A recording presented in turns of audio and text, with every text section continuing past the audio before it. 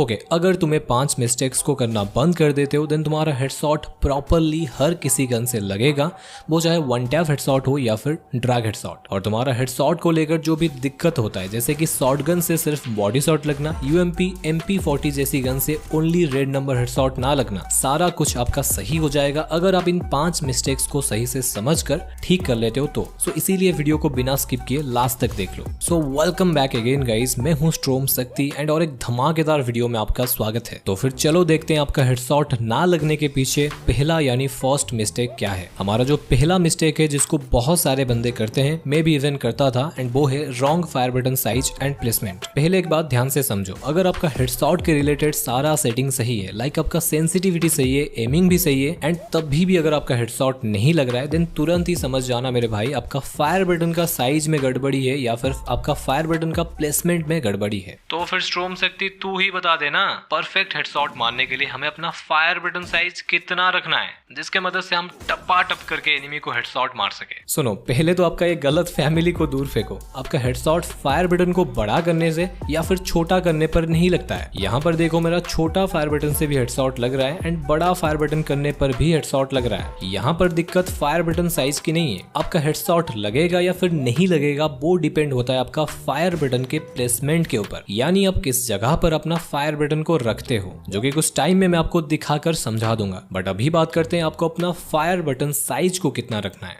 अरे स्ट्रोम शक्ति, अभी तो तूने बताया फायर बटन साइज मैटर नहीं करता है, बट अभी तो फिर क्यों बोल रहा है फायर बटन साइज कितना रखना है? देखो यार, भले ही फायर बटन साइज हेडशॉट के लिए मैटर ना करता हो, बट आपको ध्यान में रखना है कि आपका फायर बटन साइज ज्यादा बड़ा ना हो या फिर ज्यादा छोटा भी ना हो। ये चीज आपका हेडशॉट ना लगने के लिए रीजन बन सकता है, क्योंकि ज्यादा बड़ा फायर बटन रखने से आपको रोटेशन ड्रैग मारने में दिक्कत होगी, एंड वहीं पर ज्यादा छोटा फायर बटन रखने से आपका मिस फायरिंग होगा, यानी फायर करने के टाइम आपका फायर बटन टच ही नहीं होगा। तो एक आइडियल फायर बटन का साइज 35 से लेकर 60 के अंदर रहनी चाहिए। बट एक मोस्ट इंपॉर्टेंट बात सुन लो, अगर तुम्हारा फायर बटन का प्लेसमेंट ही गलत है, तुम जितना भी कुछ कर लो, जो भी ट्रिक फॉलो कर लो, सेटिंग को अप्लाई कर लो, तुम्हारा हेडशॉट अच्छे से नहीं लग पाएगा। सबसे पहले इस चीज को समझो, तुम्हारा कस्टम HUD 2 पार्ट में डिवाइडेड है। लेफ्ट वाली है एनालॉग पार्ट एंड राइट वाली है कैमरा मूवमेंट पार्ट। एंड अगर तुम अपनी कैमरा मूवमेंट पार्ट को 2 हिस्से में डिवाइड कर देते हो तो जो राइट वाली पार्ट होगा उसमें गेम का सबसे ज्यादा सेंसिटिविटी होता है। पहले तो हमेशा आपको अपना फायर बटन को उसी साइड में रखना है। एंड आपको और भी एक चीज का ध्यान रखना है, आपको जितना हो सके अपना फायर बटन को नीचे के साइड रखना है। अरे पूछो यार, क्यों रखना है?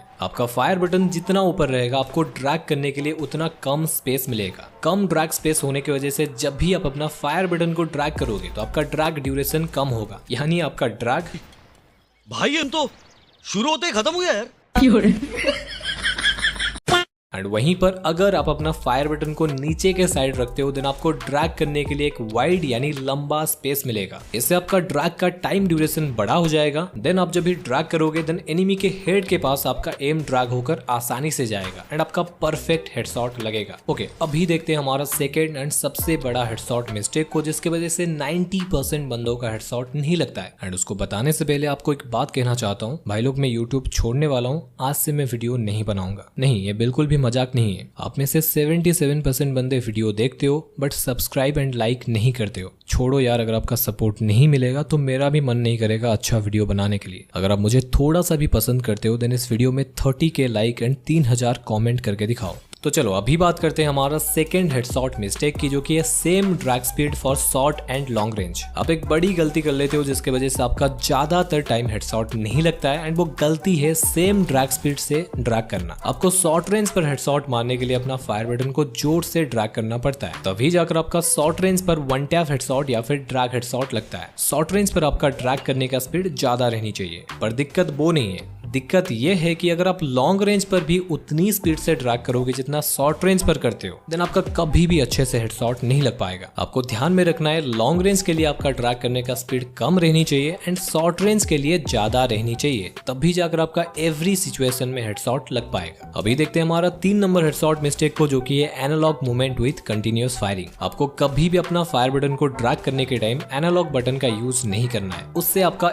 एमिंग सर्कल जो होता है बड़ा हो जाता है एंड आपका गन गन रिकॉइल मारना शुरू कर देता है। एक और गलती आप लोग क्या करते हो, जब तक आपके गन से गोली खत्म ना हो जाए तब तक फायर करते रहते हो। उससे आपका एक्यूरेसी लॉस होता है एंड आपका हेडशॉट मिस होता है। उसको सही करने के लिए आप 4-1 मेथड का यूज कर सकते हो। आपको 4 गोली फायर करने के बाद 1 सेकंड का ब्रेक लेकर फिर से 4 गोली फायर करना है। हमारा जो 4 नंबर मिस्टेक है जो कि आप करते हो वो है रॉन्ग एमिंग टाइम। इसको समझने के लिए पहले आप इस वाली क्लिप को देखो। मेरा यहाँ पर पहली बार हेडशॉट मिस होता है बट सेकेंड बार हेडशॉट लग जाता है। बट ऐसा क्यों हुआ? मैंने दोनों ही केस में सेम तरीके से एंड सेम सिचुएशन में ड्रैग किया है, तो फिर फर्स्ट वाली गोली हेडशॉट क्यों नहीं लगा एंड सेकेंड वाली गोली से इतनी आसानी से हेडशॉट कैसे लग गया? पहली वाली केस में हेडशॉट ना लगने का रीजन है wrong aiming time. First case में आप देखोगे एनिमी स्टेडी नहीं था, यानी खड़ा नहीं था एंड मैंने एम लेकर ड्रैग कर दिया, इसीलिए एनिमी के हेड पर मेरा एम लॉक नहीं हुआ, गलत एम टाइमिंग के वजह से। इसीलिए सारा कुछ सही होने पर भी हेडशॉट नहीं लगा। एंड सेकेंड केस में इसीलिए हेडशॉट आसानी से लग गया क्योंकि मेरा एम का टाइमिंग सही था। मैंने उस टाइम एम लेकर ड्रैग किया जब भी एनिमी मुझे मारने के लिए सीधा खड़ा हो गया एंड तभी आसानी से मेरा हेडशॉट लग गया। ऐसे ही आप इस वाली सीन में देख सकते हो, हेडशॉट तभी लगता है जब भी एनिमी सीधा खड़ा होता है या फिर सीधा आपके सामने भागता हुआ आता है। एंड देखो सही एमिंग टाइमिंग की वजह से कितनी आसानी से मेरा हेडशॉट लग गया। हमारा 5 नंबर मिस्टेक जो कि बहुत छोटा सा है बट उसके वजह से हमारा 80% हेडशॉट नहीं लगता है। अगर इस मिस्टेक को तुम करना बंद कर देते हो तो तुम्हारा हेडशॉट हर किसी गन से आसानी से लगेगा। उसको बताने से पहले प्लीज यार चैनल को सब्सक्राइब करके एक लाइक कर दो। सब्सक्राइब एंड लाइक करना फ्री होता है यार। ओके, हमारा लास्ट हेडशॉट मिस्टेक है चेंजिंग गन स्किन। आप लोग क्या गलती करते हो, आपके पास हर किसी गन का अलग अलग गन स्किन होता है एंड आप उसको बार बार चेंज करके यूज करते रहते हो। आज rate of fire gun skin use किया तो फिर कल बिना रेट ऑफ फायर के डैमेज वाली गन स्किन यूज कर लिया एंड इसीलिए तो आपका सही से हेडशॉट नहीं लग पाता है, क्योंकि गन का एट्रीब्यूट चेंज हो जाता है जब भी आप गन स्किन को चेंज करते हो। मतलब जब भी आप rate of fire gun skin को चलाते हो, अब धीरे से ड्रैग करने से आपका हेडशॉट लग जाता है, बट बिना rate of fire gun skin से हेडशॉट मारने के लिए आपको थोड़ा जोर से अपना फायर बटन को ड्रैग करना पड़ता है। एंड अगर आप बार बार अपना गन स्किन को चेंज करते रहोगे